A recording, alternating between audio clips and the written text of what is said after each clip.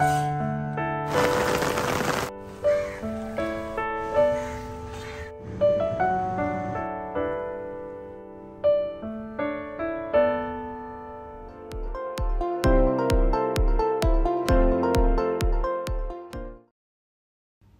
আলাইকুম। তৌফিকেস ওয়ার্ল্ডে সবাইকে আরও একবার স্বাগত। কাছেও দূরে, দেশে এবং দেশের বাহিরে যে যেখান থেকে বসে আমার আজকের এই ভিডিওটা দেখছেন, আশা করছি আল্লাহর অশেষ রহমতে অনেক ভালো আছেন। ভিডিওর শুরুতে যেটা দেখতে পাচ্ছেন, আমি পাটার মধ্যে 2টা আস্ত তেলাপিয়া মাছ দিয়েছি আর সাথে কিছু ইনগ্রিডিয়েন্টস এখন পুতা দিয়ে জাস্ট সেচে নিচ্ছি বা থেতলিয়ে নিচ্ছি।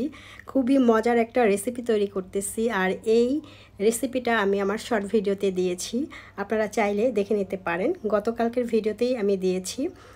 সো খুবই মজার এই তেলাপিয়া মাছের রেসিপিটা।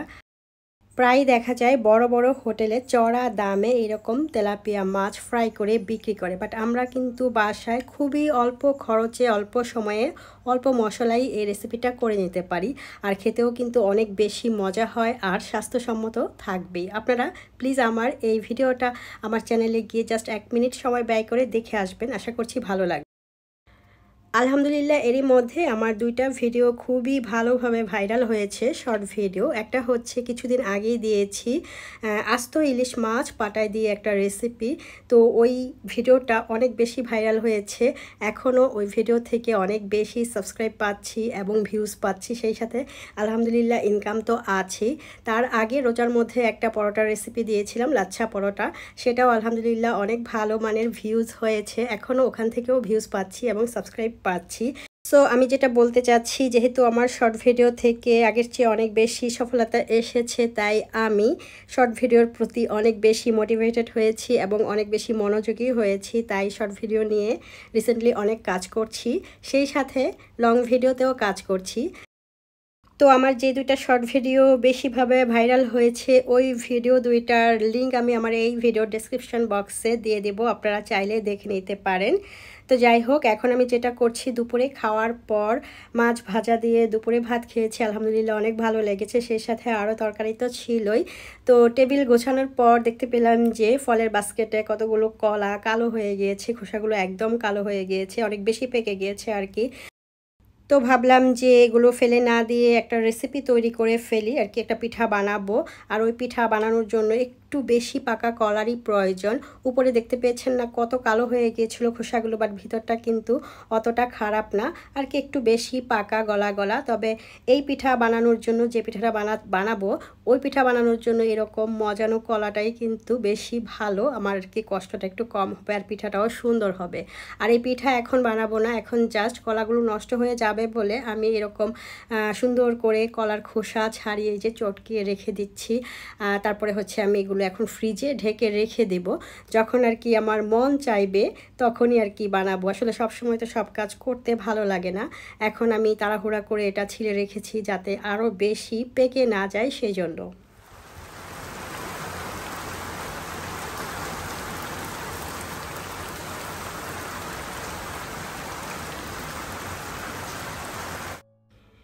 বিকেলবেলা বাসায় একজন গেস্ট আসছিলেন, তো ওনার সাথে বসে গল্প করছিলাম। কিছুক্ষণ পরই আবার উনি চলে গিয়েছে, আর চলে যাওয়ার সাথে সাথেই দেখতে পেলাম যে ঝমঝম করে বৃষ্টি পড়তেছে। তো আমি ভাবলাম যে আজকে সময় আছে, একটু বৃষ্টিতে ভিজি। অনেক দিন থেকেই ভাবছি যে বৃষ্টিতে ভিজবো, বাট সময় সুযোগ হয়ে ওঠে না। দেখা যায় যে রাতের বেলায় বেশি বৃষ্টি হয় অথবা সকালবেলা বৃষ্টি হয়, তখন তো আর ভিজা সম্ভব না। তাই ভাবলাম যে আজকের সময়টাই হচ্ছে বেস্ট, কারণ আমার হাজব্যান্ডও বাসায় নেই, বাসায় থাকলে তো অবশ্যই ভিজতে দিবে না, কারণ আমার তো সর্দি কাশি ঠান্ডার অনেক সমস্যা। সো আমি দৌড়ে ছাদে গিয়েছি, গিয়ে কিছুক্ষণ গেটের সামনে দাঁড়িয়েছিলাম যাব কি যাব না। দেন প্রথমে আমি ছাতা নিয়ে গিয়েছি, তারপর আর কি ছাতাটা সরিয়ে ফেলেছি। তো আমি উপরে যেতে যেতেই না, মানে ছাদে যেতে যেতে বৃষ্টির প্রকোপটা কমে গিয়েছে, আস্তে আস্তে কমে যাচ্ছে। যখন বাসায় ছিলাম তখন খুব তোড়জোড়ে বৃষ্টি পড়ছিল। সো আর তেমনভাবে ভিজতে পারিনি, অল্প কিছুক্ষণের মধ্যেই বৃষ্টি থেমে গিয়েছে। বৃষ্টি থেমে যাওয়ার পর আমি ছাদটা একটু ঘুরে ঘুরে দেখলাম। ছাদে গেলে বেসিক্যালি দেখা যায় যে গাছপালার একটু যত্ন করতেই হয়। চোখের সামনে যদি আগাছা হয়ে যায় সেটা আর কি দেখে চলে আসতে পারি না, একটু আগাছা আর কি বেছে আসি। তো শুরুতে যে পুঁইশাক গাছগুলো দেখেছেন লালগুলো, সেগুলো আমি বীজ থেকে তুলেছি, বীজ দিয়েছিলাম। আর এই যে এখন যেটা দেখতে পাচ্ছেন এগুলো বাসায় বাজার থেকে খাওয়ার জন্য যে পুঁইশাক এনেছিল সেই ডাঁটগুলো আমি এখানে লাগিয়েছিলাম। আর এই ভিডিওটা কিন্তু আমি চ্যানেলে আর কি ভিডিওর মাধ্যমে আপনাদের সাথে দেখিয়েছি। এরই মধ্যে দেখতে পাচ্ছেন যে এটা হচ্ছে সাদা পুঁইশাক, কতটা বড় হয়েছে। সবগুলাই মোটামুটি হয়েছে, দু একটা পচে গিয়েছে। আর এখন যেহেতু মাঝে মাঝে বৃষ্টি হয় না, তার মানে একটু ভালো মানের গ্রোথই পাবে গাছগুলো। বলতে বলতে বৃষ্টি কিন্তু পুরোপুরি থেমে গিয়েছে। একদম শান্ত আর প্রশান্তিময় একটা আবহাওয়া বলতে পারেন, খুব ভালো লাগছিল। অল্প স্বল্প যে বৃষ্টি হয়েছিল অলরেডি ভিজে গিয়েছি, সো ভিজা কাপড়ে বেশিক্ষণ থাকা যাবে না, তাই আমি বাসার দিকেই যাচ্ছিলাম। যাওয়ার পথে এই যে পেয়ারা গাছটা চোখে পড়লো। এর মধ্যে আর দেখি নাই যে পেয়ারা গাছে পেয়ারা ধরেছে, কবে যে ফুল হয়েছে, ফুল থেকে ছোট ছোট পেয়ারাও হয়ে গিয়েছে, আমার দেখাই হয় নাই। আজকেই আর কি দেখতে পেলাম যে গাছে বেশ কয়েকটা ছোট ছোট পেয়ারা হয়েছে। আর গাছে যখন ফল ফলাদি বা ফুল হয় সেগুলো দেখতে যে কি ভালো লাগে। সো আমি কিন্তু সন্ধ্যার আগেই বাসায় চলে আসছি, তারপর আবার গোসল করেছি, মাগরিবের নামাজ পড়েছি, তারপর একটু চা খাচ্ছি। চা খেতে খেতেই ভাবলাম যে আজকে একটু ঠান্ডা আছে, যেহেতু বৃষ্টি হচ্ছে, ইদানিং অল্প অল্প বৃষ্টি হয়, বাট দিনের বেলা অনেক গরম থাকে, রাতের বেলা একটু ঠান্ডা হয়। তো ভাবলাম যে যেহেতু ঠান্ডা আছে, ওই যে কলাটা রেখেছিলাম ফ্রিজের মধ্যে না, সেটা দিয়ে আমি পিঠা বানিয়ে ফেলি। আমাদের অঞ্চলে খুবই জনপ্রিয় আর মজার একটা পিঠা আছে, যার নাম হচ্ছে চুই পিঠা। আর চুই পিঠা তৈরি করতে হলে পাকা কলার প্রয়োজন। তবে অথেন্টিক চুই পিঠার রেসিপি আজকে করতে পারছি না, কারণ অথেন্টিক চুই পিঠা তৈরি করতে হলে বিচি কলার প্রয়োজন হয়। অনেকে এঁটে কলা বলে, আটিওয়ালা কলা যেটা আর কি, গ্রামে ওই কলাগুলো বেশ পাওয়া যায়। বাট ওই কলা দিয়ে এই পিঠা তৈরি করা কিন্তু অনেক বেশি কষ্টের, কারণ বিচি ছাড়াতে এত বেশি কষ্ট হয়। এই তো গেল শীতে আমি বিচি কলা পেয়েছিলাম, তো কিনে এনে আমি ট্রাই করছিলাম আর কি এই পিঠাটা তৈরি করার জন্য। আমার একদম জান শেষ হয়ে গেছে, এত কষ্ট ছিল বিচিগুলা ছাড়াতে। তবে এই যে আজকে আমি বাংলা কলা দিয়ে করছি, এটা দিয়ে করলেও কিন্তু অনেক ভালো হয়।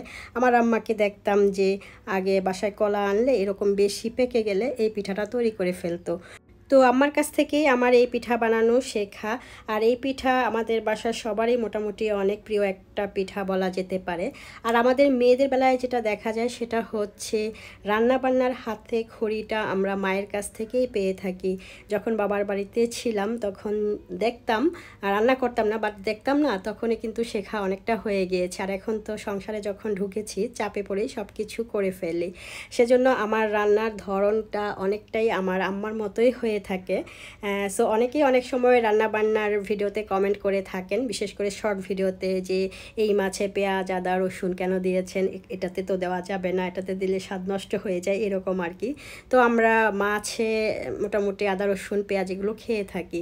তো আসলে সবার রান্নাবান্না তো একরকম হয় না, এক একজনের এক এক রকম, এই হলো অবস্থা। যাই হোক, কথা বলতে বলতে আমি কিন্তু পিঠার যে কাইটা সেটা সুন্দর করে কলা দিয়ে মেখে নিয়েছি।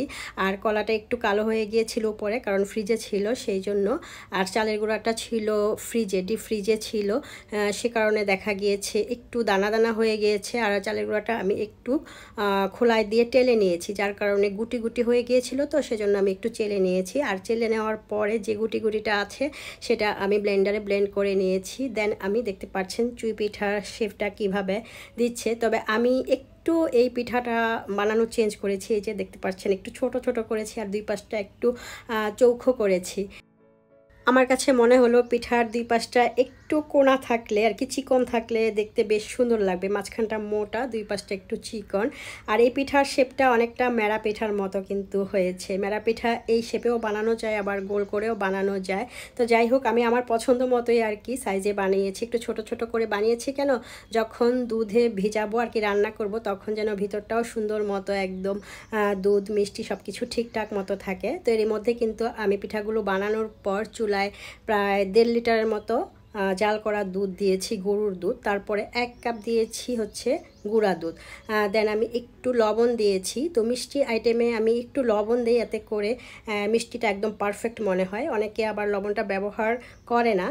আসলে যে যেভাবে খেয়ে অভ্যস্ত ঠিক সেরকমভাবে রান্না করা উচিত, এখানে আসলে আমার কিছু বলার নাই। তবে আমি যখন কোনো মিষ্টি খাবার, ডেজার্ট এগুলো রান্না করি তখন 1 চিমটি লবণ ব্যবহার করি, এতে করে আমার কাছে মনে হয় খাবারটা অনেক বেশি পারফেক্ট হয়েছে, একদম ব্যালেন্সটা ঠিক থাকে, সেজন্য আর কি আমি দিয়ে থাকি। তো যাই হোক, দুধটা যখন বলক ওঠে নাই, বলক ওঠার আগ মুহূর্তে আমি এখানে খেজুরের গুড় ব্যবহার করেছি। আর ওই খেজুরের গুড়টা আমি আলাদা একটা চুলার মধ্যে জাল করে পানি দিয়ে পাতলা করে একটু ছেঁকে নিয়েছি ছাঁকনি দিয়ে, এতে করে গুড়ের মধ্যে যদি কোনো ময়লা টয়লা থাকে সেগুলো আর কি ছাঁকনির মধ্যে থেকে যায়। গুড় দেওয়ার পর আমি খুব ভালো করে এই দুধটাকে বলক করে নিয়েছি। তারপরে হচ্ছে যখন একটু ঘন হয়ে গিয়েছে তখন হচ্ছে আমি ওই যে বানানো পিঠাগুলো দিচ্ছি। আর এখন যেটা দিচ্ছি এটা হচ্ছে নারকেল কোড়ানো। আর এই নারকেল কোড়ানোটা ডিপ ফ্রিজে ছিল, তো ফ্রোজেন নারকেল কোড়ানোটাই আমার কাছে ছিল। ফ্রেশটা দিলে আমার কাছে মনে হয় বেশি ভালো লাগে, তবে নারকেলটা হচ্ছে অপশনাল, কেউ চাইলে দিতেও পারে, আবার নারকেল ছাড়াও কিন্তু রান্না করা যায়, তাতেও কিন্তু এই পিঠাটা খেতে খারাপ লাগে না। তো নারকেল ফ্রিজে ছিল বলে আমি দিয়ে দিয়েছি। আমার কাছে নারকেল দিলে এই ধরনের পিঠা আর কি, রান্না করা পিঠা যেমন সেমাই পিঠা এই টাইপের পিঠাগুলোতে এরকম নারকেল দিলে আমার কাছে বেশ ভালো লাগে। এরপর আরও কিছুক্ষণ জাল করে বলক তুলে নিয়েছি। যখন দুধটা আরও ঘন হয়ে গিয়েছে তখনই চুলার জালটা অফ করে দিয়েছি। জাল অফ করে দেওয়ার পর আমি এখন একটু সার্ভ করে নিচ্ছি। যখন বলক উঠতেছিল তখন দেখতে পেয়েছেন একদম উপরে সাদা সাদা ফেনা উঠে গিয়েছিল, সেগুলো কিন্তু এখন মোটামুটি চলে গিয়েছে। আমি না একটা কথা বলতে ভুলে গিয়েছি, কলা দিয়ে যখন চালের গুঁড়াটা মাখাচ্ছিলাম তখন কিন্তু আরও কিছু চালের গুঁড়ার প্রয়োজন হয়েছে। তো যে গুটি গুটি ছিল সেগুলো আমি ব্লেন্ড করে আর কি দিয়ে দিয়েছি। তারপর একটু সুজি দিয়েছি, এতে করে এই যে পিঠাটা দেখতে পাচ্ছেন না, রান্নার পর আর শক্ত হবে না, নরম হবে। এটা আমি নিজে থেকেই দিয়েছি, দেওয়ার পর দেখতে পেলাম যে ভালোই করেছি, পিঠাটা বেশ সুন্দর নরম হয়েছে আর খেতেও কিন্তু আলহামদুলিল্লাহ অনেক ভালো হয়েছে। তো আজকের ভিডিওটা কেমন ছিল অবশ্যই জানাবেন। আর যদি লাইক না দিয়ে থাকেন প্লিজ একটি লাইক দিয়ে দেবেন। নতুন বন্ধুরা আমার ভিডিও কথা কাজ ভালো লাগলে সাবস্ক্রাইব করে পাশে থাকবেন। আজকের মতো এখানেই বিদায় নিয়ে নিচ্ছি। আপনারা সবাই অনেক ভালো থাকবেন, সুস্থ থাকবেন। আল্লাহ হাফেজ, আসসালামু আলাইকুম।